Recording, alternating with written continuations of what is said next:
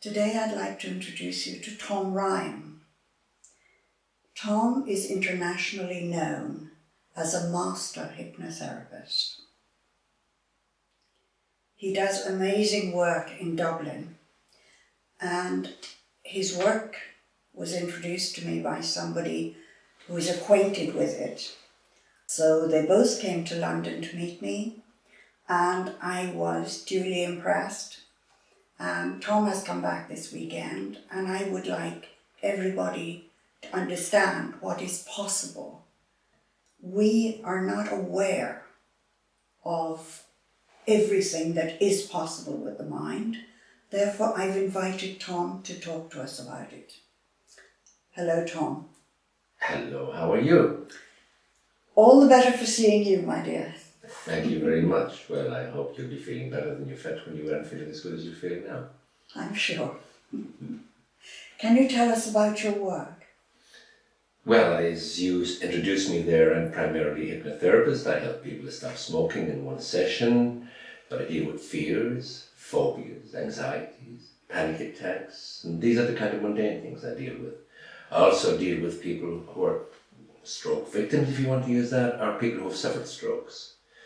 And the mind, a lot of people are under the impression that when somebody has suffered a stroke, that's it, that part of the brain is damaged and they're not going to be able to function anymore. That's absolutely not true, because you see, the brain is only a conduit. It's only a way of transmitting and receiving information. The information is coming from the mind. The mind is not inside the head. Those people who think the mind is inside the head, they're equivalent to the people who said the earth was flat in the old days.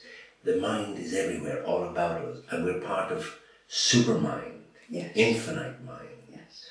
And once we connect with that, then everything is possible. Now, going back to the brain just for a moment, the brain is holographic. It means any one part of the brain can fulfill all the primary functions of the entire brain. So if somebody has an entirely huge part of the brain completely damaged, say, oh, this function, that function, the other function, that's nonsense. That person can function fabulously, wonderfully, powerfully, completely effectively without that part of the brain ever being recovered. All they have to do is learn to use other parts of their brain and to connect the nerves to the body to get full, normal function again. And you can teach them that through hypnosis and allied things. So that's one example of the brain working. Yes. Another example of the thing is, I get a lot of people that have anxiety and pain and fear. They're afraid of death. You say, what's going to happen after death and things like that? And I say, well, you're not going to, there's no possibility to die. You just can't possibly die. And a nice way of putting it to them is, did anybody ever say you had an immortal soul? I say, yeah. I said, let's just take it as a hypothesis for the moment. Mm-hmm. And when does immortality begin? I say to them. I say, oh, it's eternal, isn't it? It has no beginning. So wouldn't that suggest that you didn't have any beginning? Yes. And when does it end? Oh, there's no ending. Wouldn't that suggest you don't have any ending? So why are you afraid of death? You're just going to shed the body, but you could get a whole new one. Wouldn't that be nice? Mm-hmm. Without any of the constraints and all the problems and situations, if the body's gone old and maybe arthritic or whatever. Mm-hmm.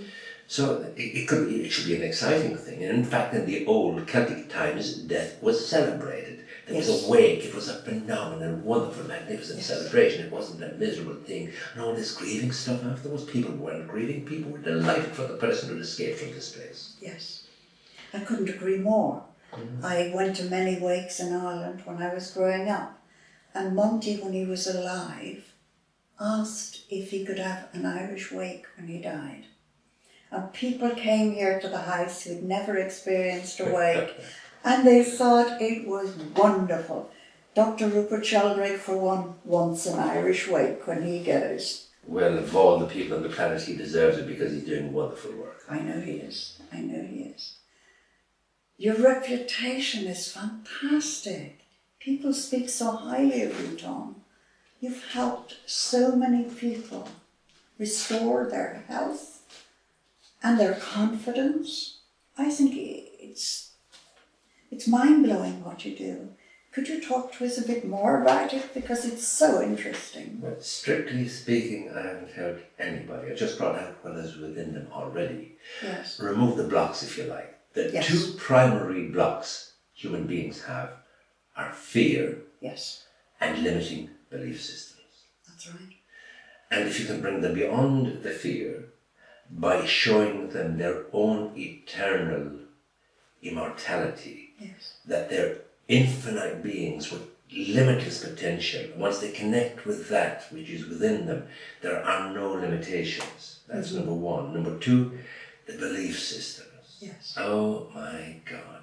People go to war and fight and kill for belief systems. I know. Because somebody has imposed their beliefs, those belief systems on them. I know. People shun their neighbours because they're of a different belief than me. What blooming nonsense. And the neighbours shun them as well, so they're both equally Yes. guilty of that. Then people judge themselves against other people. They're better than me or I'm better than them because of the belief systems they have. That's right. Well, all of those belief systems are impositions. That's They came from the outside. Not one of them came from the inside. That's right. When we shed those belief systems, we connect with an inner knowing inside. Mm-hmm. When we connect with that inner knowing inside, we get rid of all of that. In fact, that's the matrix, the belief systems. The belief systems are like a web that cling together between all the people on the planet and knotted together with fear. Exactly. And that's what creates the matrix. And that's how to control people. Yes. You get people to believe something and to follow that belief, you have absolute control over them. My God, they will shed their own life from the beliefs. What That's crazy right. nonsense. That's right. I mean, you and I grew up in Ireland where it was imposed on us. Very We strongly, did not have powerfully. choices. And fortunately, we both escaped it. Well, a lot of people in Ireland are escaping it now. They're being forced out of it. Yes. Because the belief systems have let them down. Yes. The belief systems have exposed their children to abuse. Yes. And the belief systems have not served them in any way, shape or form. Thank goodness they're waking up to that now. The whole world is waking up to the horrors of belief systems. We believed in banks. Yes. Now people don't call them bankers anymore, they call them banksters and other names besides. Mm-hmm. And quite rightly so. We believed in the medical profession. Now people are turning to all kinds of alternative things because they're not getting the answers they want from pharmaceutical medicine. People believed in the religions, they went to the synagogues, they went to the churches, they went to the mosques. They're turning away from all of those That's things. right. They're discovering that the truth Yes. is within.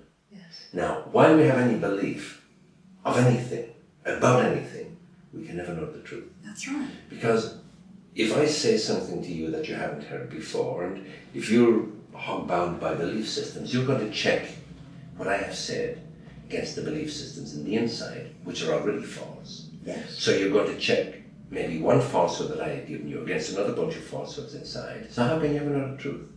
But once you've got rid of all those belief systems, then you're checking against the inner knowing. This is what the old sages called self-realization, but they don't know what they're talking about anymore.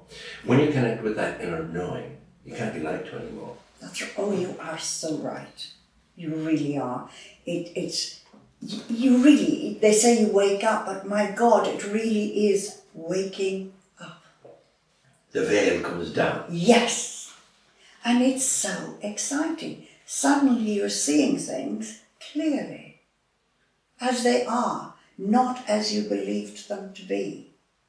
Well, I think we're all privileged to be living at this particular time. I think we're all blessed to be living Yes. at this particular time, to see the veil coming down, Yes. to be there, to witness it and to take part in the bringing down of the Yes. veil, and to free humanity for the first time in, they say, 25,000 years. I know. Unfortunately, at the moment, there are new forms of superstition. There are all kinds of stuff being channeled through people. I'm not saying all of those people are not sincere, but the things that are channeling through them are not sincere in a very high percentage of the cases. Mm-hmm. And they're there for the purpose of creating confusion Yes. and preventing the changes from taking place. The only place anybody is ever going to find the real truth is within. That's right. Don't listen to any truths out there. Find it within, but you've got to shed the belief systems Yes. first. Yes. I couldn't agree with you more. Monty's always said, you look at something, look at it with the heart and the soul, then make your decision. Well, you get people coming in and say, oh, they're all over the place in the head. I said, no, let's move it down into your heart. Yes. And then you're going to see the thing from a different place. Of course. When you change to alpha brainwave patterns, for example, you get into a much more peaceful way of thinking. Yes. You go into theta and delta then. When you change a person's breathing, you activate the entire brain rather than for most people, which is only activating the old reptilian part of the brain, which is a defense mechanism. It's the old fight or flight response. It was very useful, very necessary, and totally required for survival in the old days. But that is against our survival now, and it's causing all the stresses and strains that people are experiencing. People say, oh, I'm suffering from modern stress. I said, modern? Stress, modern, hello. Your reptilian part of the brain is telling you that you're being chased by a dinosaur and you're telling me it's modern. It's not, it's very ancient. Okay, there are modern triggers. Yes. The stresses are ancient and they're very easy to clear up. You teach people how to operate from the proper parts of the brain. You get rid of all these constraining, limiting belief systems. Yeah. Teach them how to breathe properly because they go beyond hypnosis and that. I'm also a Buteyko practitioner, which is what eliminates all of the symptoms of asthma. They say you can't say you're curing asthma because you have to keep breathing like that. Well, you don't get asthma anymore when you do that. So as far as I'm concerned, that's cured and you're curing yourself, and nobody can prevent you from saying you're curing yourself. That's right. You know, you are. No question about it. There's wonderful things happening in the world. I know. I heard a lot about the things you're doing. That's why I've asked you to allow me to interview you, because people need to know what's possible. Well, everything is possible. Yes, but they're not aware of it. Unfortunately, waking up can be a painful thing for people, because when you've had a set of beliefs imposed that your parents held dear, that the society in which you grew up in held dear, and which seemed to be the glue that kept it together, and it seemed to be a nice, reasonable society, and then all of a sudden somebody's presenting you with different way of looking at things that discounts those belief systems and criticizes them and says they shouldn't be there. It's very hard to shed them because there was probably comfort in them. There was probably security in them. Okay, there was the opposite as well, because they were left they left the openness for horrendous abuse and for horrendous inequality in society and for all kinds of inequalities and iniquities. But for the people, and a lot of people found comfort without knowing the negative side of things, and because of that it's difficult for them to let go, and that's understandable. Yes. But bit by bit, slowly, drip, drip, it's all fading away. I know when the Prime Minister in Ireland, Enda Kenny, made his speech, and he defended the children who'd been abused, raped, buggered, you name it, it was done to them. Not just in Ireland, but all over the world. I was amazed at the emails I got and the phone calls from so many different parts of the world. Grown men, elderly men crying, saying, at last someone has spoken up for us. And it really was an amazing experience. And Monty, when he wrote that day, said Mr. Kenny had opened a door that could never again be closed. And I do understand what he's talking about. They will never get away with anything like that ever again. Won't stop them trying. But what he said was wonderful. It was absolutely magnificent, and I wish he would go on doing that, because if he did, he could be a moral authority for the planet. Unfortunately, he hasn't made any more speeches like that since, so please, Enda, come on, let's have another. He's a man of courage, and Monty says it took a huge amount of courage, that. He is an honourable man. It took a lot of courage for him to do that. But my God, we are all so grateful to him. Absolutely. And we just need him now to carry on the job and you cannot, in all conscience, stop noticing what's going on. If children are being abused, you totally shatter these children. Yeah. They never, ever get over it. As those phone calls showed me, it didn't matter how old you got. Those memories were as alive as the day they happened. And that is shocking. Unfortunately, the institutions that abuse them, and I'm not talking only about the church, I'm talking about a lot of institutions. Oh yes. They're still abusing, same as ever. Yes. And from time to time, we get clients who've been through these horrendous abuses, and they're the most difficult people to work with because they're the most hurt, not broken, Yes. deeply, deeply hurt, minds fragmented that have got to Yes. put back together again. Yes. And they're doing these miasmic things on them, which are like viruses in a computer. And they have to be removed because they prevent the person from behaving in a normal fashion. They have them under control. That's right. And these control mechanisms are diabolical. That's the only word for them. And how many times did we hear the church saying, "You're nobody, you'll never do anything," and putting you down from the moment you start school, right the way through. And that is a crime against children. Well, of course, but the whole idea of original sin is where it starts. Oh, That's appalling and diabolical. I know. There is no such thing. There is no such place as hell, purgatory, limbo, and all these horrific places that these people use To threaten, to threaten, people. and they do not exist. If you harm somebody in this life, you alone meet that person in the other life and you ask their forgiveness. You do it. Nobody forces you to do it.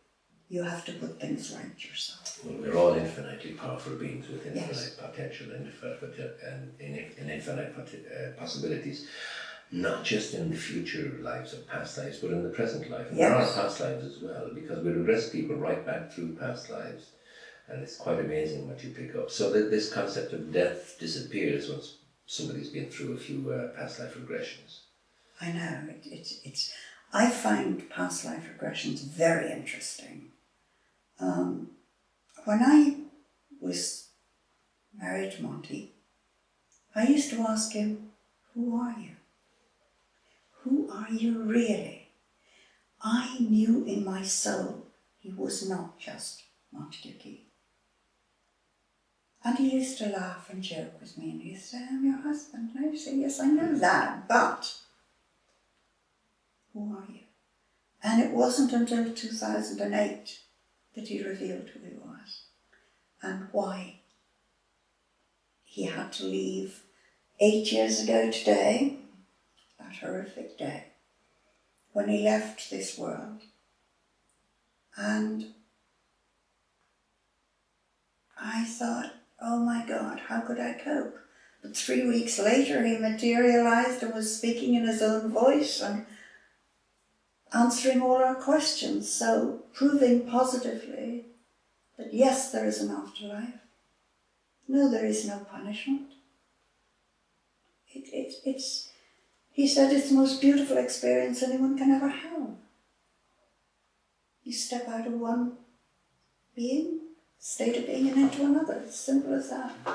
Well, people go through that experience when they do the regression process, and we Yes. take them to places between lives for the lessons from the previous life and advice for future lives. We're doing that as well. That's fascinating. Can you talk a bit about it? I can. I've done it so many times with so many people, and I've had so many different kinds of experiences, and a lot of them are very mundane. They go through very boring lives. Now, the very interesting thing is, I've heard and I've read about so many Cleopatras that have appeared. And so many yes. people, and so many, this famous person and that famous person. Well, I've never met any of those famous people, and I think when I read them, I'm reading fiction. In fact, I know I'm reading fiction. Yes. And people with their egos getting in the way and coming up with all this nonsense. In fact, it discredits the whole thing. Yes. People have gone through all kinds of lifetimes, and there are limitless numbers of lifetimes. And since everybody's an eternal being, and they say, well, this is your soul or new soul, I'm not sure about that. I think all souls are all souls. Yes. Some are very older. Well, some may have incarnated more times than others here, and some may be more responsible, more developed, more evolved. But I think as of an age thing, they're probably all the same. Really? Like they're all eternal beings. They all start Oh, from yes. wherever the beginning of, if there was a beginning, or if there was no beginning, they belong to wherever that is. Yeah.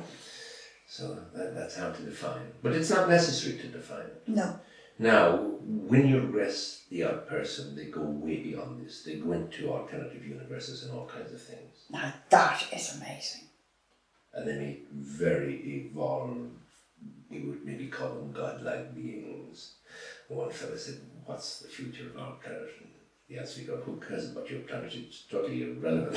It wasn't the answer he wanted. So you get good, bad, and different kind of stuff. But from the perspective of that being, a creature, whatever it was, oh, little planet was a speck out there in some other place that was irrelevant. See, this is what people don't understand. We are part of a great universe. We're part of a great multiverse. Yes. Universes. Yeah. Not just one. I know, but all these, oh no, there aren't ETs, there aren't ETs. Oh no, it's just us. Well, how stupid is that? Well, it's like the little island in the river where the frogs lived. And this heron used to come along every day and eat some frogs. The frogs grew in intelligence, and they reckoned that there was no island any place else, and there was no frogs any place else, and this was the only island, and that sea around them was the universe or whatever, and the heron was God. And a bit over a long period of time, the superior frogs decided to take the inferior frogs and feed the inferior frogs to the heron, so they would be safe themselves. So now they'd set up a cultic religion, and then that becomes a sacrifice to the god heron. Then eventually the heron dies. There's no more herons coming.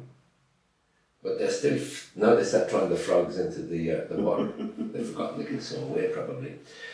But those frogs, they have their institutions of learning and their universities and their observatories and all that. And they will absolutely convince you there are no frogs anywhere else, and there are no islands. This is the only island. So the people who say that are frogs. Wow. That's no disrespect to frogs. I'm talking about unintelligent frogs who come up with that. Because we had flat earthers. Oh my God! Out there. Then people telling us that our brain is our intelligence. Our brain is only a transmitter and a receiver. Our intelligence is a thing of mind, of consciousness. Yes. That's infinitely greater than anything that can be contained inside a head. And recently I saw one of those scientific papers saying that humans really can't grow any more intelligence because there's no more room inside their brain to contain any more. I thought, what a nonsense. Because it's not inside the brain anyway. The brain is the transmitter, the receiver, and it can process a whole lot of things. It's a great processor, it's a wonderful transmitter, it's a wonderful receiver, but it's not our intelligence. And this is why we're able to work with people like, for example, who have strokes, and able to get them into a wonderful place. Way back in 1950, Glenn Demain at the Institute for Human Potential in Philadelphia was working with brain damaged children, up to 90% of the brain from accidents and other things gone, and getting those people up to IQs way beyond normal. Many of those people became college lecturers and all kinds of wonderful things afterwards. But if we were to believe this limited thinking about the brain, none of this would have been achieved. I know, I couldn't agree with you more. But you see, by limiting us, they're controlling us. Oh yes. So it's everything is a control system. But they can only control those who choose to allow themselves to be controlled with fear and beliefs. That's right. And if we don't feed into their matrix of fear and beliefs, their ability or possibilities of controlling us become more and more limited until they have no control over us at all. And this is beginning to happen now. Yes. This is what this time is about. This time isn't about somebody coming down and born again thing or some new coming again and all this. No, it's coming from within each individual person. And if this is our time to open our minds, to connect with mind, and to eliminate the negativity, to eliminate the fears and the beliefs, and to connect with our infinite potential, then we can move forward into the new humanity, into the new future, into the new potential, into the new limitless possibilities, into the new magnificence of who and what we can be. I know. We are capable of so much more than we realize. We're just beginning to wake up to this. I know David Icke has spent years showing this to people. And Battering at him, but he's fantastic and he's wonderful and he's magnificent. Incredible.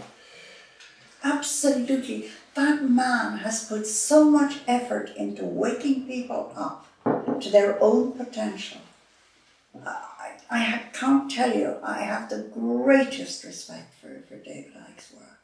So have I. Absolutely amazing. You'll have to get him over to Dublin. That would be wonderful because he hasn't spoken in public in Dublin, and No. I'm sure there's enough people there who would be absolutely delighted to see him. Oh my God, yes. Well, I mean, look at the Rupert response. Sheldrake is coming over in a couple of weeks. I know, isn't that wonderful? Yeah. And I'm sure he'll have a wonderful time enjoying Irish hospitality. We shall have to make sure he does. Yes. And David is the person to wake people up in Ireland. He really is. Well, any place, that's his mission, I think. Oh God, yes. And my God, has he suffered for it. He has, but he has said that in the suffering it has made him stronger. Oh yeah. And more determined. If one can handle it, they will always become stronger. Yes. And more determined from their suffering. It's the people who give in to it. You see, there is no such thing as failure. There's only feedback. And when we get the feedback, then we must adjust and do the thing in a way, in a different way, in a better way. And we can discover that in many, many ways. But then I will contradict that statement and I say there is such a thing as failure. That failure is the person who gives up and doesn't do the thing in another way. That's right. That's the only potential for failure. That's right. So we must carry on regardless. And the best way to carry on and discover greater ways to do things, you do something, it doesn't work. You say, well, now, somebody in the world, someplace has done this. It works wonderfully for them. What are they doing that is different from what I am doing? That's right. What is it within what they are doing that I could do that would give me the same level of success that they're doing? And we can model what they're doing, and we can emulate what they're doing, and we can recreate their success, because any human being can do anything on the planet, anywhere. That's right. Any other human being with the same abilities or approximation of abilities can do exactly and identically the same thing. Now within that limitations there are people and there are societies and there are constraints which will be put on people, but they must at that stage pull themselves out of those places to allow themselves to express their freedom and their potential. That is the problem. Giving them the courage. But how do you move when you're in the Gaza Strip? You can't even get a passport. That is horrific. I do have a friend who came from there and she has talked to me about it. And it's heartbreaking. I had a client who had come from there and had been tortured, and I use the word torture advisedly in the Israeli jail. It was horrific. We worked hard with him, we got him back to normal, and he's fine, thank goodness. But it's working with the mind again, but how many people, they just give you drugs? They don't give you what you need. Well, all the drug is going to do is block you. Yes, I know. And the problem in the first place is blocks. So put another block on top of another block, you'll build a house with blocks, but you won't ever really free a person's mind. You were telling me how you can teach people languages the easy way. No, they can teach themselves. They can teach themselves, yes. Well, let's put it like this. Way back in the 1970s, there was a Professor Lazarov at the University of Sofia in Bulgaria, and he was able to teach 1,000 new words per day in a new language with a 97% retention rate. Oh my God. Well, see if he can do it, so can anybody else. Yes. Now, what did he do? He got them into a particular state of mind. We call it like the daydream state. Yes. And then he used particular sequences used certain Baroque music in the background, which kept those brainwave frequencies in place, which opened the mind to total receptivity. Now we work with that. We've improved on it as well, because if you watch a child, a baby learning a language, that baby is learning the language primarily visually. Yes. They hear the sound, they're looking up, because they have to make sense of it visually. Yes. So the sound comes first, no comprehension, look up and see some kind of behavior pattern or something that will make some sense, that will give them a clue to the meaning of the sound. So those two senses working there together. The sound is identifying something, but the meaning is coming from the visual. Yes. So we took the processes that Lazarov was using, and we put the teacher standing on top of a table. Yes. We then took something that Lindemann was using way back in the 1950s. He said the lettering for a child to have maximum impact must be the same size as the lettering on the number plate of a car. So we made these things bigger. So we made all these kind of adjustments, incorporated all those different things. It works beautifully. But you can also teach reading. Illiteracy. Yeah. In this day and age. Exactly. My God, it's amazing. Because there is no need for anybody to be illiterate. The basic principle is this. Anybody who can speak a language can learn to read a language. Yes. There is no such thing as learning problems. There's only teaching problems. And teaching has never evolved. Teaching is never growing. They're coming out with the same old garbage. And then when they get frustrated with the child, you'll never amount to nothing. That's right. And the horrendous damage this is doing is awful. And it's not because the teacher is wrong, it's because the institutions that are teaching the teacher to be a teacher rather than a facilitator of learning are screwing the whole thing up. Yes. I think they're quite deliberately doing that because they don't want people to reach beyond a certain point. There are children in Ukraine attached to a new institution, their name defies me at the moment, but they have them at PhD level by age 12. Oh my God. And they're using a lot of these systems and some other things as well. Yes. It can be done. And we did an experiment with a group of 15. They were in a certain institution in Dublin, and this lady came to me. She was suffering from stress. When I inquired where the stress was coming from, the stress was basically coming from the fact she'd been teaching them to read for 4 years and nobody could read anything after 4 years. How are you doing it? Using computers. I said, how can they use computers if they haven't the literacy to even know the letters of the alphabet? Yes. So we designed a system, something based on what I've been talking about. And 20 minutes a day, 6 weeks later, they were all reading. Not only were they reading, but then I filled up a big, long questionnaire. I think there was about 250 questions on it. And the result of that, put into narrative form, was a biography of each person, autobiography actually. And then we got them to bring photographs from home of themselves, their parents, their house, their cats, their dogs, whatever, their holidays. And they were interspersed in it as well. Yes. So now, when the experts from a certain institution which was managing this came along, each and every one of them was able to stand up and read their own autobiography. They were made with story of silence. They hadn't done it according to the book. Didn't matter whether they were able to read or not. That's not how they were supposed to do it. I know. That's what you're against. I know. Ignorance is bliss, but it's folly too wise. And when ignorance pervades an institution, it's wonderful bliss because the pay packets are even higher for the blissfully ignorant. That's right. But school's been dumbed down now for a long time. Oh my God, how much they've been dumbed down is absolutely incredible. Because I remember one time helping a relative child who was sitting for an exam I had done years before, which was very difficult. And I went to help him. And this was so simple that I said, no, that couldn't be having to do simple stuff like that for that exam. But he was. I said, they're going to college doing this? Some of that stuff we did in primary school, for God's sake. Yeah, it is dumbed down because you see, it's about creating more and more learning institutions to create more and more parasites to get money as a result of they being teachers, lecturers, whatever. That's all nonsense. I know. It's... Don't wonder what's happening in Ukraine. Gosh.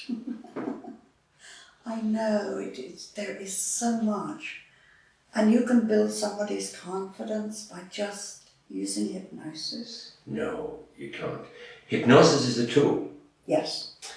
You build their confidence by connecting them with their true self within. Yes. By getting that little idiot voice called the ego out of the way. Now, there's so many therapists and people out there, and they say, oh, we're going to help so-and-so with his or her self-esteem. I say, sorry, excuse me. And people come in and say, will you help me with my self-esteem? I say, no. So, well, I'm paying. I say, go away and get your self-esteem somewhere else. Self-esteem is a waste of time, I tell them. It's coating on the outside. You can get a tin open and you can peel it away. Yeah. But if they love and approve of themselves from the inside, from the core of their being, nobody can ever get to them. So it's about self-love, self-approval, not self-esteem. And we teach them to do that. And once they can do that, then they can really stand on their own 2 feet, within their own confidence, within the truth of who and what they are themselves. Yes. And that's what I teach them. That's amazing. I don't know anybody else who does this. Neither do I. I know, it's... When I was told about you, I thought, oh my God, people need to understand that all this is possible. It's just been kept from you. Well, the first thing I had to do was discard a lot of what I had learned. I started going right back and learning from my clients, learning what was missing, trying to find out a way to give it back to them, or to release it from within where it was locked inside, and to enable, to empower them to express it. Now, neuro-linguistic programming was a big help because it has a lot of useful structures. Then I developed some processes of my own I call total mind dynamics. And that helps a bit more. So we need structures, but then within those structures, we need to be able to go beyond that, right to the core of the being of the person. Yes. You see, when a person comes into a therapist, any therapist, the best results they will get will be related to the limitations of the therapist. Oh, yes. And if the therapist is severely limited in their own thinking, well, the best results they can get can never surpass their limitations. Yes. So if they go to a therapist with limited thinking, they're going to come away with nothing more than the limited thinking of the therapist. So my business is to forget all limitations, to go beyond all limitations, not to recognize, not to accept any limitations. Because if I accept any one limitation with myself and working with a client, I'm imposing the limitation on the client. That's right. But if I work from a place of no limitations, then there are no limitations for the client, and there's infinite opportunity and potential. Some clients only want to go a certain pace along the way. That was the hardest thing for me to learn, because I wanted to take everybody to the limits of the potential. But not everybody wants to go there. They want to go this little bit, they're comfortable there. Okay, that's the step they want to go to now. Maybe sometime in the future they'd like to go the next bit. But I had to learn to stop there when they wanted to stop there. And then to go the next bit if they wanted to do that. Because the other problem I have is they have been so indoctrinated. I've been to this therapist, that therapist, the other therapist, and oh God, filled with absolute garbage. Yes.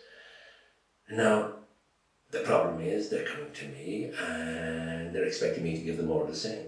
Now, why they had to bother coming for that, I don't know. But then when I start revealing something completely different, oh, that's not what our therapist told us. Well, I said, well, why don't you go back to that therapist? Yes. What didn't work? Well, I said, if you want what works, you're in the right place. We'll work with what works. But it's not going to be anything that didn't work before, because it didn't work before, it's not going to work now. There's an old Chinese definition of madness. If you keep doing what you've always been doing and expect different results, you're mad. You know, and the only mad people are the people who keep doing the same thing and expect different results. And do you know what they call them nowadays? No. Politicians. Oh, yes. Look at the EU, oh my God. Look at the British government, Irish government, all I know. Washington, D.C. How can they elect such morons? I know. They have a formula, you see. Yeah, I know. And they stick to the formula. And people fall for it every time. Well, if you give them only Tweedledum and Tweedledee and you call that democracy, they have to vote for either Tweedledum or Tweedledee, don't they? Yes. But it's not Tweedledum or Tweedledee, you see. It's Tweedledum and Tweedledummer. Yes. I couldn't agree with you more there. Well, the reason we have dumb politicians is because the people behind them manipulating them wouldn't be able to manipulate them if they were intelligent. That's right. They need puppets. Yeah, of course. But anyway, that's not what we're here to talk about. No.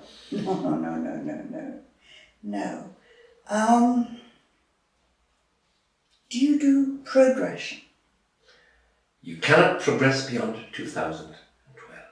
I don't care who or what progression you're doing. How interesting. It stops dead at 2012.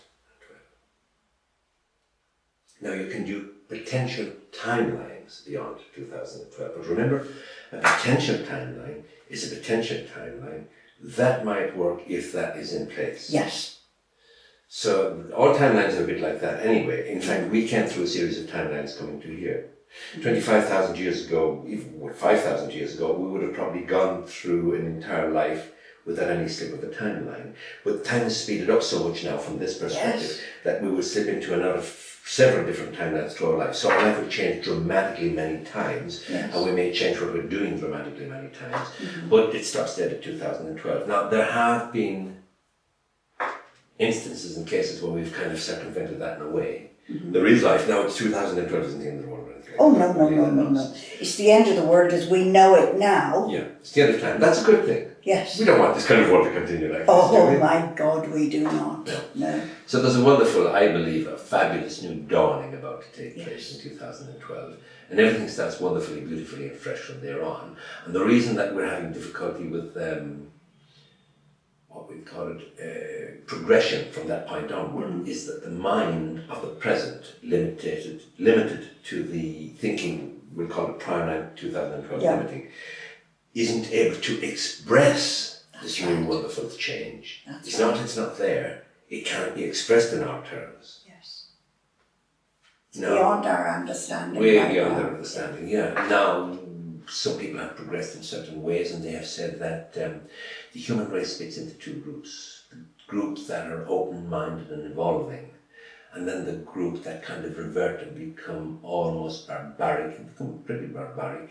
I can almost see that happen now. I hope that's not the way it is, but it's quite a strong possibility that it splits into two, and the world actually splits into places where these kind of dumb ones, if you like, are kind of quarantined away. But that sounds pretty awful. Sounds true. Because that's destroying their potential for growth, isn't it? That's right. So they need help. Locking them up or quarantining them away doesn't give them help. That's why psychiatry didn't work in psychiatric institutions, because it's locked open to quarantine people away. Yeah. Get rid of them, get them out of mind. That's right. They won't be seen, they won't embarrass the family. Oh my God, I've seen that happen. Yeah. It is so shocking. People were made to feel embarrassed if they had a child that wasn't like everybody else. Ego is a terrible curse. It's an awful curse. If there wasn't a thing called original sin, we'd call it ego. That's right. And we see ego every day. And you look at these people, how empty they are. They're only empty because they chose to live from only one little program in their mind. Now, going back to the Freudian theory, there was ego, superego. This is absolute nonsense. If you have a nice computer in there, and if you don't need 3 programs in it, the abilities and the possibilities and the potential of that would be very limited, wouldn't they? Correct. And do you think that the human brain and mind are as limited as a computer with only 3 programs? No, I think the human mind has great potential. There are infinite numbers of programs in the human mind. Not only that, but the human mind, and we can consciously create new programs. There's a program for everything. But we can also get viruses the same as a computer. Yes. Now, in the old days, they thought this was possession. They did all kinds of exorcism and all hocus pocus things, and they created absolute havoc.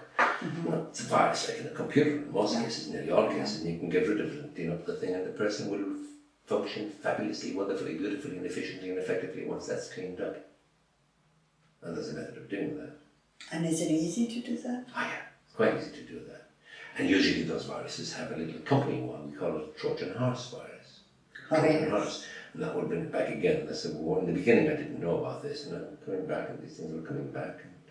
And maybe better discover that there's a Trojan horse. Keep bringing them back. Gosh. So once you get rid of the Trojan horse and the thing, and once you clean up the person, once you give them a protective way of dealing with the things, they won't bring them back. They're programs that start off as thought forms, either from within or from without. But then they can create repetitive, horrific, awful things like OCD, obsessive compulsive disorder. Oh, God, yes. And these things can be got rid of quite easy. Really? Of course. My heart goes out to people with all these problems. Oh, they're medicating children to death at the moment. I know. They're trying to destroy them and keep them dumb and stupid, because that's the only reason you give them rid of them, which is related to... Oh my God, cocaine. Related to cocaine. I know. Yeah. Well, all you do is you slow down the brain. Yes. Get the alpha brainwave patterns going. You can do it mentally and physically at the same time, working with them. Mm-hmm. They behave perfectly normal from that point I on. know. Because supposing you're a child in a class, and your brain is working 400% faster than all the other children in the class, you get very quick, and you want to throw something at somebody just alive in the place out, won't you? And they say, oh, it's a bad kid, this kid is bloody well does that and the other thing. No, this kid is perfectly normal, his just brain isn't in sync with the others. Exactly. You work with him, you get it in sync in a very swift piece of time, and the child can be fine. Usually these are very intelligent children, you know. This is what I've always said. They are, because they're alive, they're wanting to do things, they want they're action. curious and they're vibrant. Yes. They're excited about life.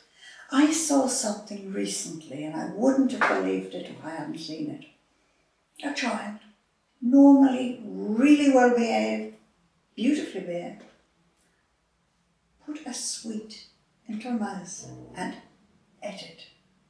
And I can honestly say, within 5 minutes, I didn't know that child. She revved up to a high rate. Oh my God. Well, there's a reaction going on in there, to the sweet, to the sugar. Yeah. You know, and there's many children who go into those kind of reactions. But let's look at it a little bit more mundanely. You take 4-year-old children, 5-year-old children, and you put them sitting down, 20 of them, in front of a stranger, in a room they can't see up as far as the windows. Is that a normal environment for a child to be in? No. Is that the kind of an environment that you think a child can ever learn in, when they're little prisoners? That's right. Well, they act a little bit strange to it.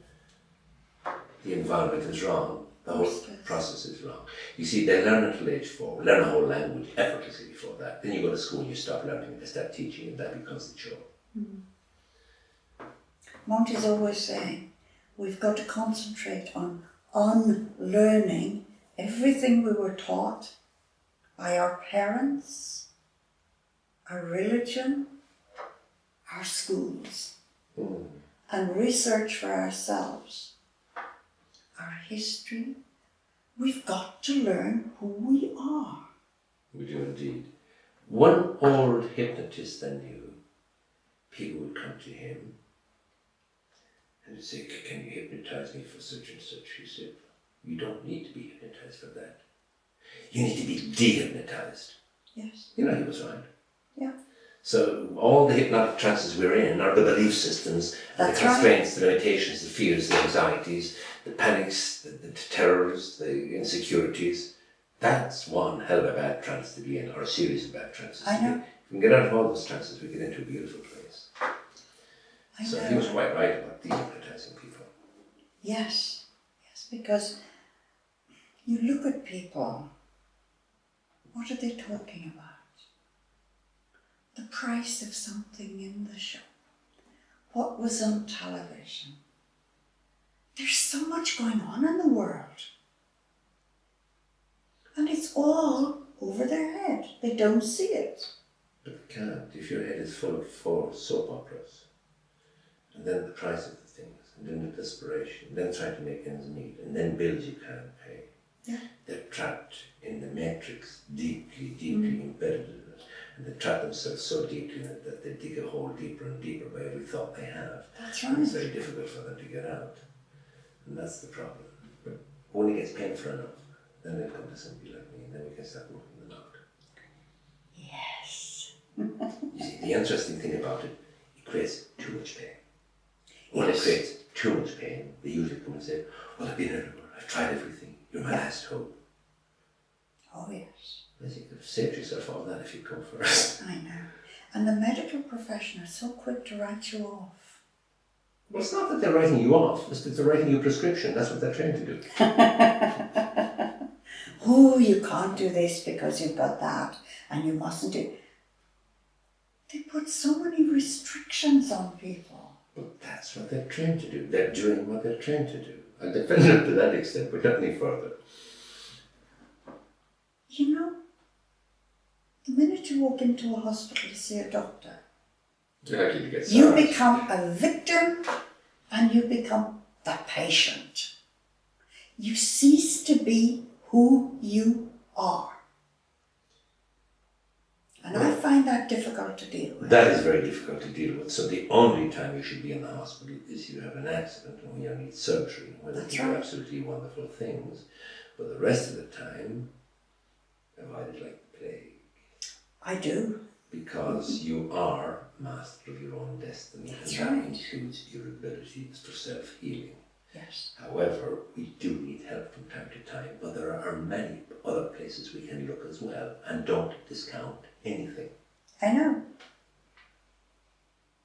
Oh, I know, but I find the mentality, and it's ingrained in people. And you hear people talking, oh, I went to see Dr. So-and-so today. He gave me the new drug, and he gave me this, and he gave me that. And I say, what is it for? What's it? Oh, I don't know, but that's what he gave me. Well, I'm sorry. That's your body. That's your life. And you should know. If that same person was buying a second-hand car, or even a new one, they'd want to Oh, they'd know everything about it. They'd want to look under the bonnet, wouldn't they? That's right. They'd want to know how many cc's, how many this, was the petrol, was the diesel, was this, and that, and the other thing. When did they go to the doctor? Never. They will never know what to look under their own bonnet. I know. It's fear. People, it's fear. Yeah. We've got to take control of our own lives. And it's a form of childish irresponsibility. Oh, it is. I don't know how to do anything like that. Like, how can I be responsible for myself? Well, we have wonderful resources for doing research. Google it. I know. Okay, you say, but there's a lot of rubbish answers there. I said there's a lot of rubbish answers there, absolutely. But you should have enough discernment to distinguish between what's true and what's not. And in the beginning you may not have that, but if you keep doing it bit by bit, you'll be able to form a picture. And you'll be able to make distinctions. Yeah. And if you still have problems with that coming out, teach you how to get rid of all belief systems, you'll have no problem and you get the right answers from the beginning. I know, Montague always says, it is so easy for you people now. Got it all at your fingertips. Yes. It's so easy. And once you get into doing it for yourself, it becomes exciting. And you open up to all this research. And you can learn so much all by yourself at a computer. By asking the right questions. And by distinguishing between the garbage and the good stuff. Yes. Because there's veins of gold going through all that garbage and you've got to go after the gold. I know.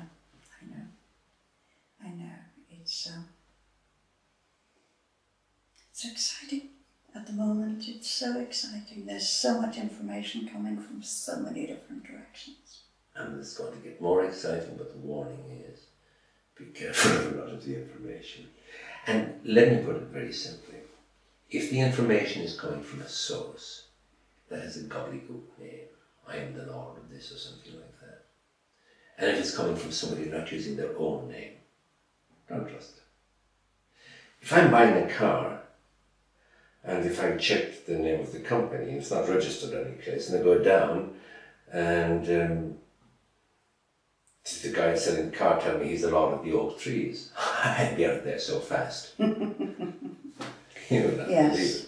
You know, so if people are bringing in information from something that can be identified, like Monty, for example, we know there's a sentient being that was here. It's coming in through Veronica. We know she exists and she's here.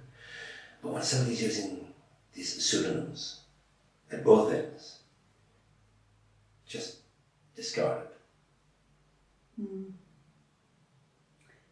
And you know, how do you know? They say, oh, how do you know it's Monty?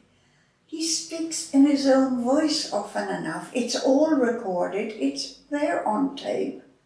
There are so many people who've been present when Monty has materialized, and he made a speech for his own day of tribute. I heard that. It was amazing. It's amazing. Mm-hmm. How many people have done that? But Monty is trying to help us evolve and move forward. And people don't like that. They want sunshine today without realizing that, well, there might be rain before you get to the sunshine. And there'll be frost in the winter, Yes. maybe even snow. Yes. But it'll be beautiful and sunny in the summertime. But Oh, some people yes. want love, light and cluelessness. Yes. In other words, they don't want to face any sense of reality whatsoever. They want to live in some kind of pseudo-world. Like the bus is going to come and you're going to ascend. Jump on the bus and you'll ascend. There's a problem about Ascension. We're already ascended.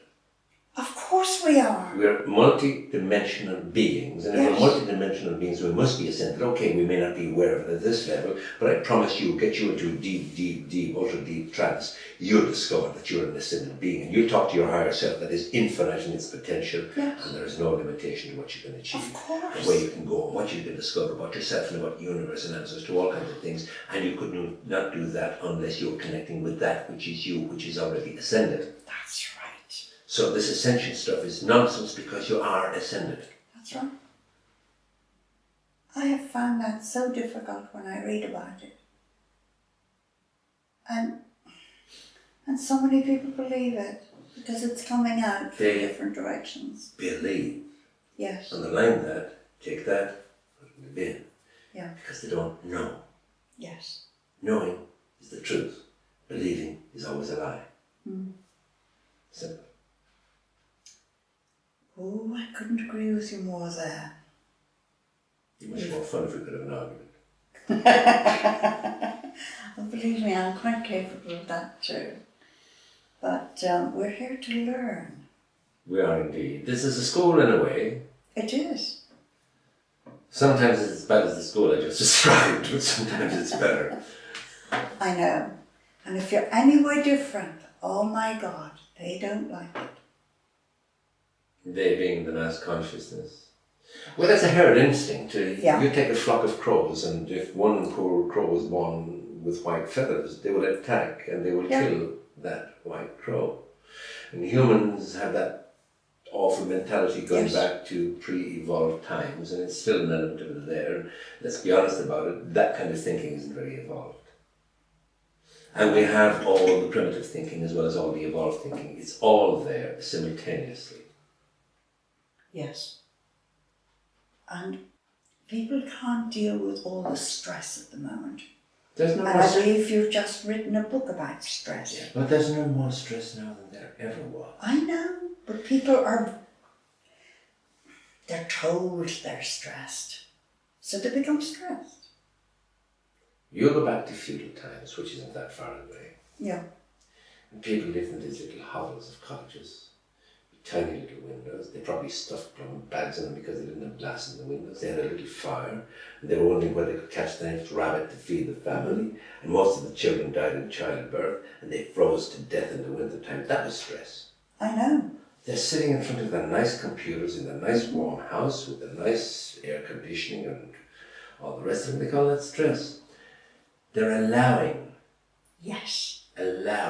others to control them. You see, you're either in control of your life, or you're allowing others to be in control of it. And when you allow others to be in control of it, they're pulling the strings. That's right. And if they're pulling the strings, I promise you, you will be stressed because everything they're pulling the strings for their benefits, and it's going against the grain of who you are inside. Yes. And that's where a lot of the stress is coming from. A huge amount of the stress. I know. So until you're pulling your own strings, my God, you will be stressed. And we teach people to be independent. And people are sometimes very concerned about what others think. And I said, while you're concerned about what they think, they can pull your strings. That's right. And while they're pulling your strings, they're controlling your life. That's right. And while they're controlling your life, you're going to be in a bad place all the time. I know. But if we can teach you to be totally independent, and the way we do that is teach you to love and approve of yourself unconditionally. Therefore, you don't care what anybody else thinks. That's right. Therefore, they can't pull your strings. Mm-hmm.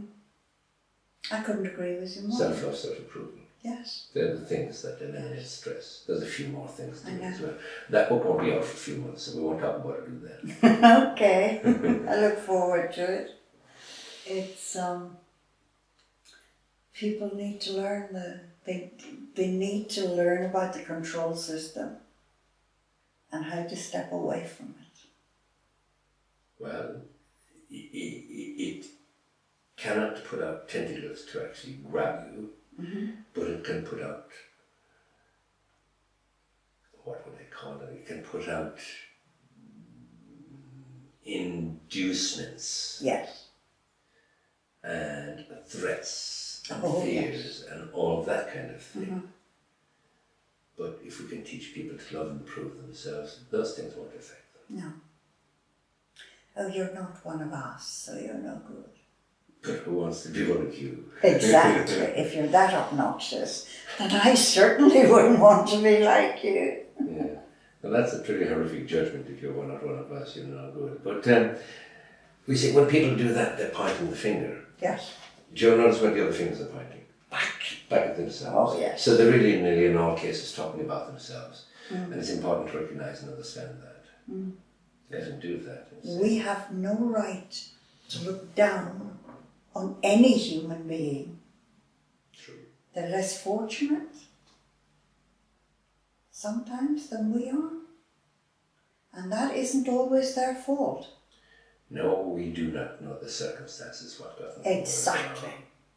And we have no idea of the potential they have within them to crawl out of that place. That's right. If we kick them when they're down, they might be too friendly to us when they come out of that place. I know.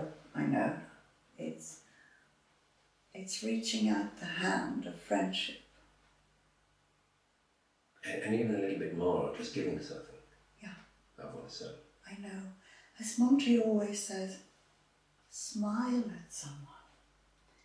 You would be surprised, and I am surprised at the reactions I get. Laugh and the world laughs with you, cry. And you cry alone, my dear. I grew up to that one. Yeah.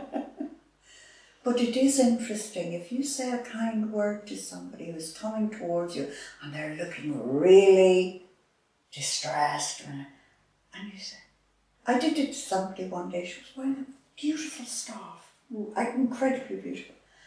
And as we all passed, I said, my goodness, your scarf is so beautiful. And she stopped and suddenly she smiled, she said, it is, isn't it? And she stood there and talked to me. And as she left me, I thought, that awful gloom lifted from her. Those few kind words. So we should all make our motto, commit and random acts of kindness. Exactly. It does, it's so rewarding. See, I think so many people open their eyes in the morning and there's a big sign in their ceiling. Yeah. It says, let the stress begin. But some people think they ought to be stressed. There are certain professions and places of work where it's almost a badge of honour. That's right. To be in a place of deep stress, but these aren't very healthy places to be in for anybody. I know. And they're not very healthy state of minds to get in. But if somebody comes in a very, very joyful way and starts committing random acts of kindness, they can change the entire place. Like, for example, you go to a huge, big room. It's dark, pitch black. You strike one match. That's right. You light the place up. Exactly. Well, then, when you're working in a place like that, start the random acts of kindness, you change the whole thing. That's right. It is so. The possibilities are great. The potential is great. The reality is great once you start connecting with it, harnessing it, and then realizing it. Yeah, I know. I've learned so much since Monty went. And it's been such a privilege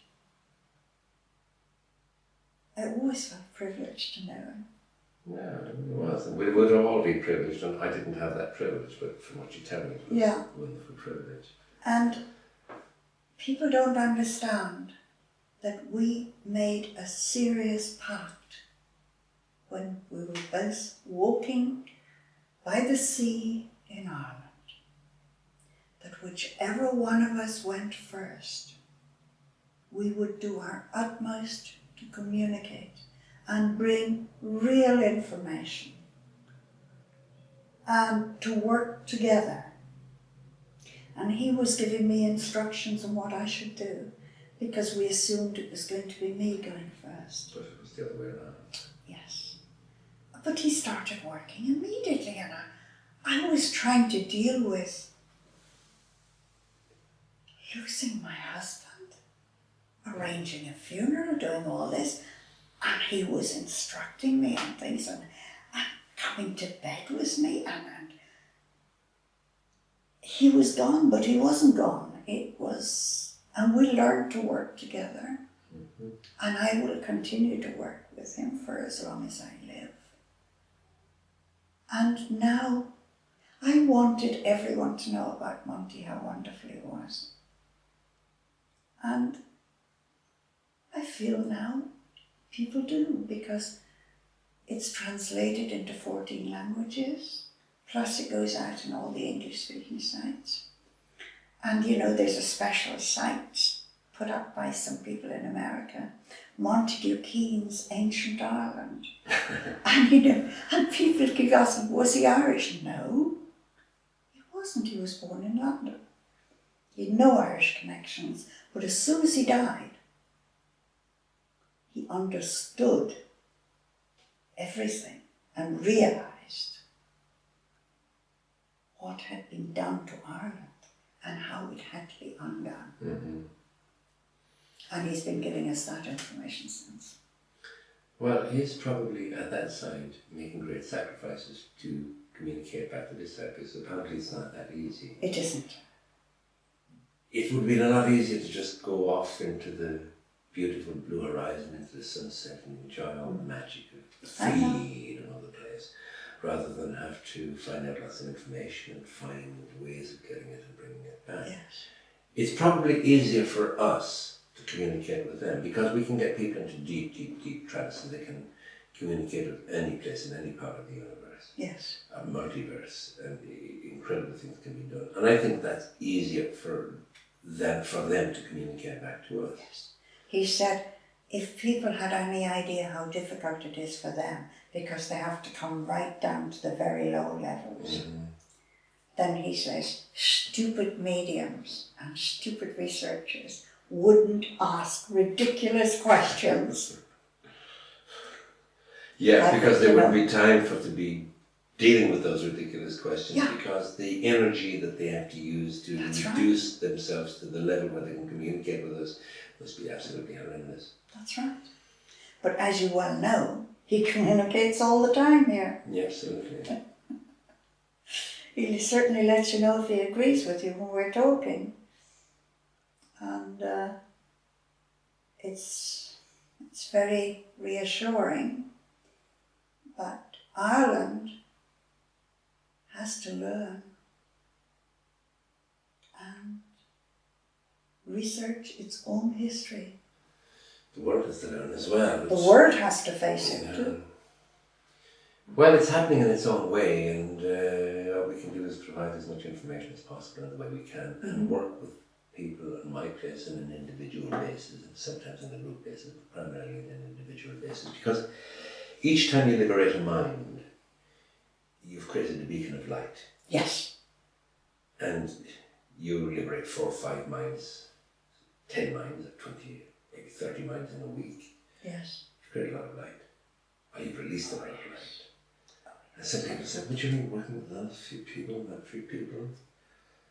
But I said, the impact it has over a long period of time, not such a very long period of time, the impact it has is very, very profound, because each one of them is influencing somebody else, and many other people. That's right. So the influence is growing. And you start off with little small, tiny pieces. It builds up into great things. That's That's right. I mean, if the guy who's building a house and he starts with the first brick and says, oh, crack, one little brick like that will never amount to a house. Yeah. If he thinks like that, it won't. That's right. I But couldn't if agree he with you realizes more. the great pile of bricks behind him, he's going to pile them all along there, and bit by bit, it's very quickly that house will be built and be absolutely magnificent. That's right.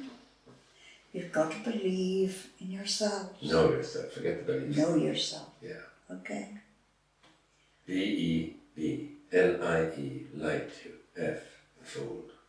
And there's another way of saying it. I know, I've heard it. I know, it's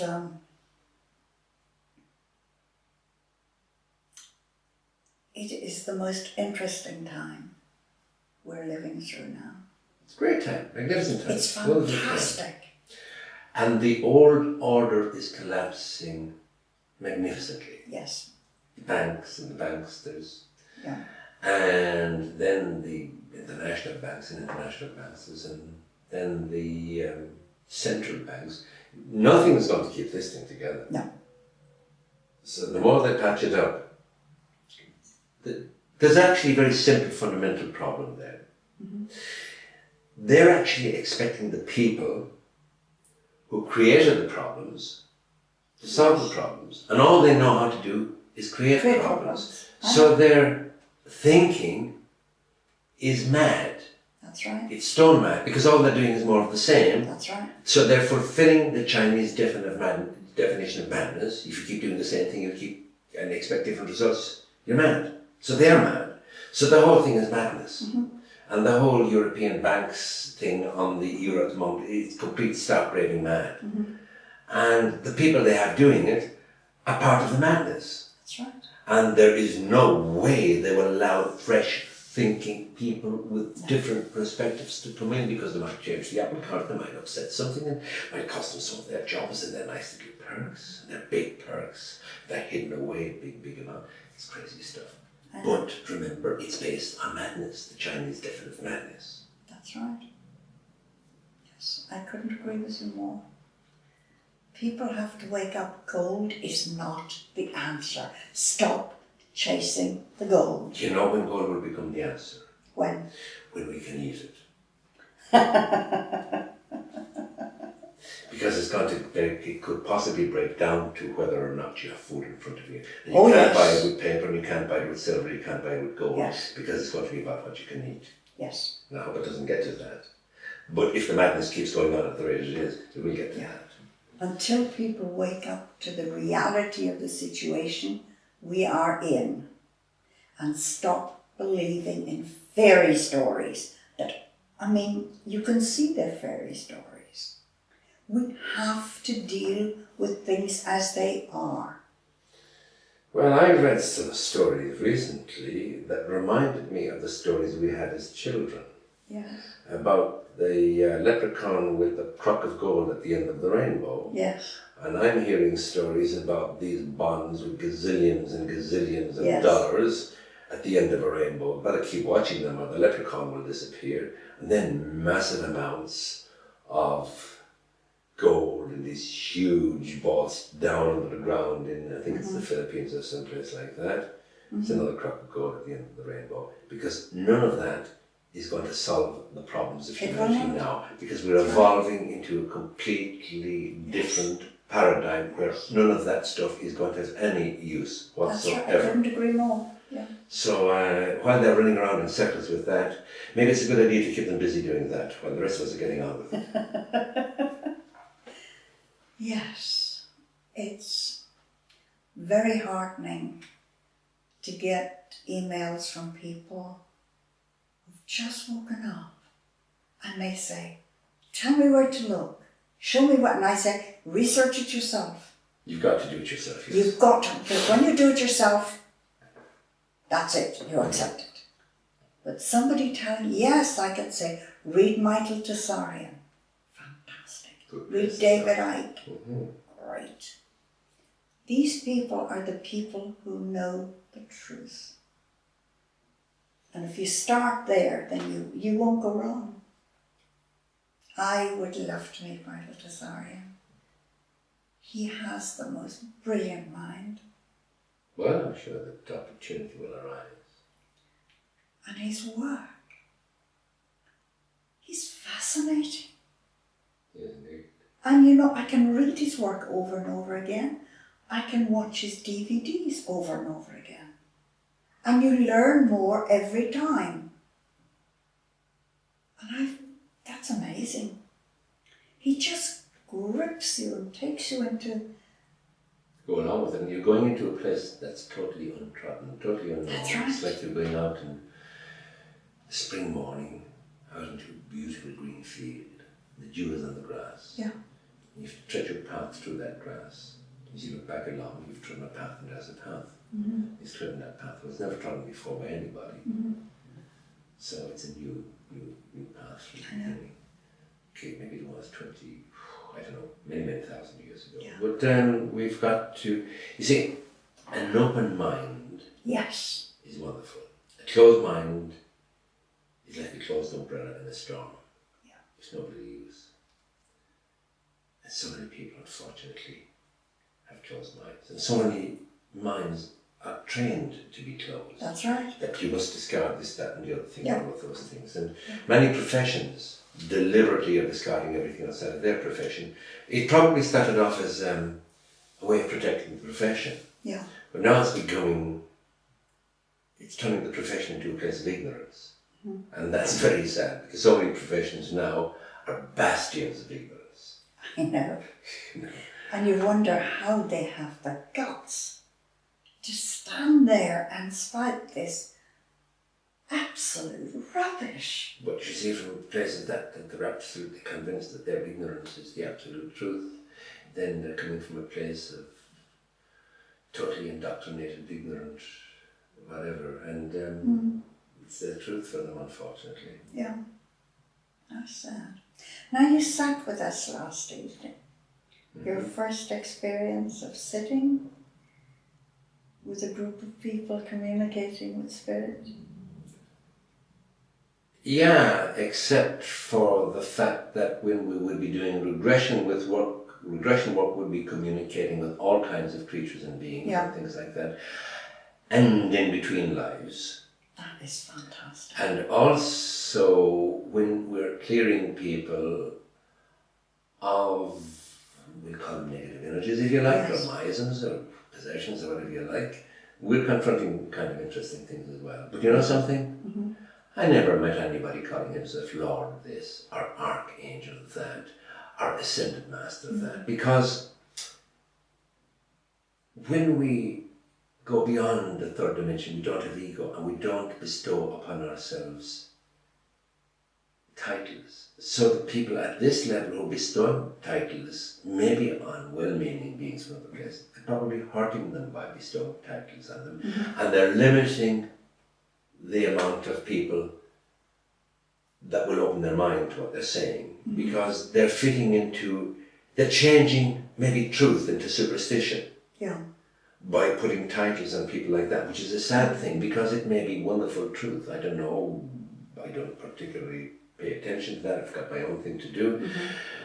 But when you start doing the titles, and then accepting what somebody says without questioning it, and then make that dogma, well, you're either creating a superstition or a religion, and there's not much difference between the both. Oh my God, you are so right. You know? You are so right. Religion has been used to abuse people, not just physically, mentally, yeah, but spiritually. Somebody up there saying, we're going to come down and rescue you.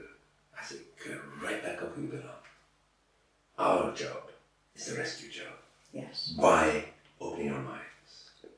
So our job is to liberate ourselves from within.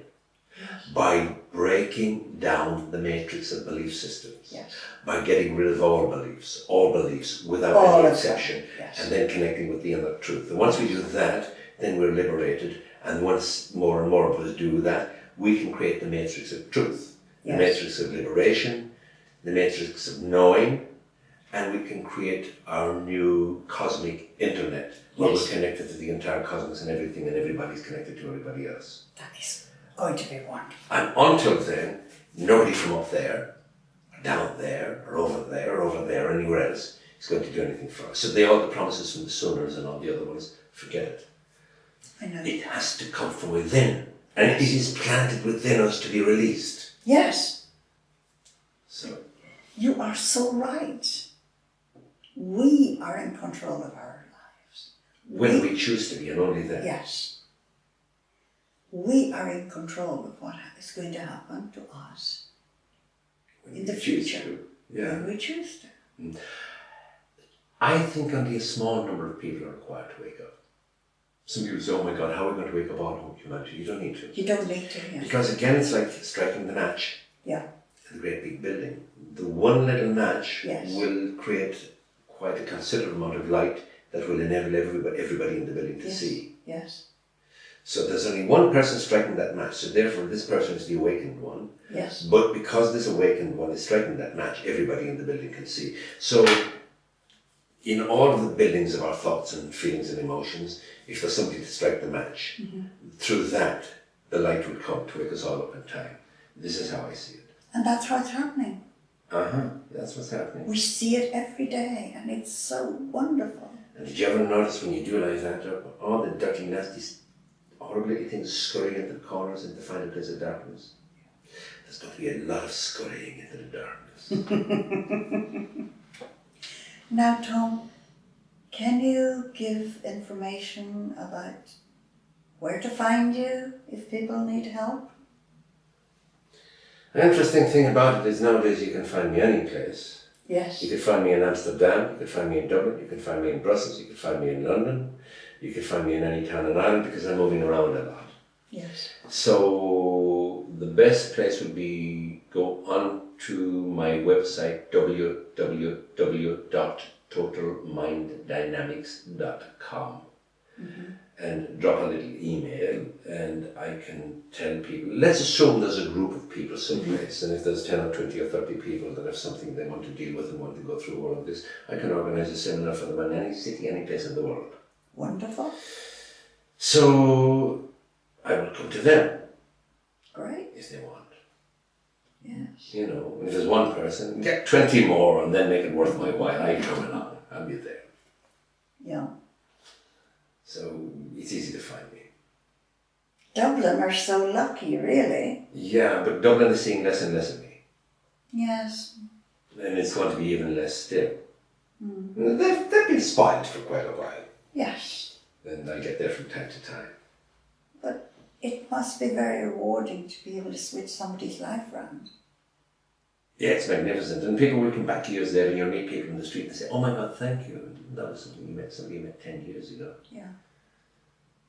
I know, it's magnificent. And that happens all the time and you're surprised that they still remember you. You never forget people who help you. I suppose, yeah. You really don't. It registers with you and that's it. But there are the odd people who won't let you help them. You know, they're too frightened? Well, I suppose so, yeah. And they will blame you then for not helping them. There's not many, thank goodness. Yeah. But there are the few. But you can recognise them early on. And you see, the basic principle, the beginning part of what's that word, which is hypnosis. And what is hypnosis? Hypnosis is a contract between two people to achieve a common outcome. And in the absence of that contract, there's not going to be any outcome. Yeah. But when both parts fulfill their contract, there will be a common outcome. Yeah. Now, then we have the limited hypnotists who say, oh, hypnosis is only this and it's only that. It's not. It's pure magic. It's absolute miracle. Because the things that you can achieve cannot be achieved in any other way that I've ever seen. So miracles can be achieved. And when the people say, oh, it's only this, it's only that, get away from the limited thinking. Yes. And go to somebody who recognizes the true miracles, the true potential of the unlimited possibilities what can be achieved. All they're doing is drawing out the miracles that were within you. But the miracles are there, and they're there to be drawn out. And this is a wonderful tool to use it, and there's a few other tools we use as well. You describe it beautifully. Thank you. And I just want everybody to know that it is possible to use hypnosis to completely alter their lives. Well, last year, about this time in fact, A young Polish lady come to me, and as a result of that, I ended up flying to Poland and spending the next few months teaching hypnosis to a group of people to become hypnotists, and I have a bunch of new hypnotists who are operating in Poland. Great. So we taught them the way we do it. Yes. You know, so that can be done in other parts of the world as well, because there's an old paradigm of hypnosis, like everything else, that must give way to the new. And the new is one of total limitless potential. The new is one where you look with the refuse, say, we don't deal with this problem, we can't deal with that problem, you don't deal with the other problem. Don't turn away a human being. Yeah. Don't give a human being your limitations. Get rid of your limitations and deal with the human being and help them in whatever way you can. That's what I would say to a person. Because, you know, you can do operations, including amputations, without any anesthetic. That's right. You can hypnosis to get rid of the pain. If you can do that, you can do other interesting things. Have babies without pain? Never tried having one myself. I have assisted ladies in having babies without pain. Okay. Thank you so much, Tom. It's been absolutely wonderful meeting you today. Thank you. I hope everyone will enjoy learning about hypnosis. Thank you, and I wish peace and blessings and magic and open-minded magnificence to all of your listeners. Thank you.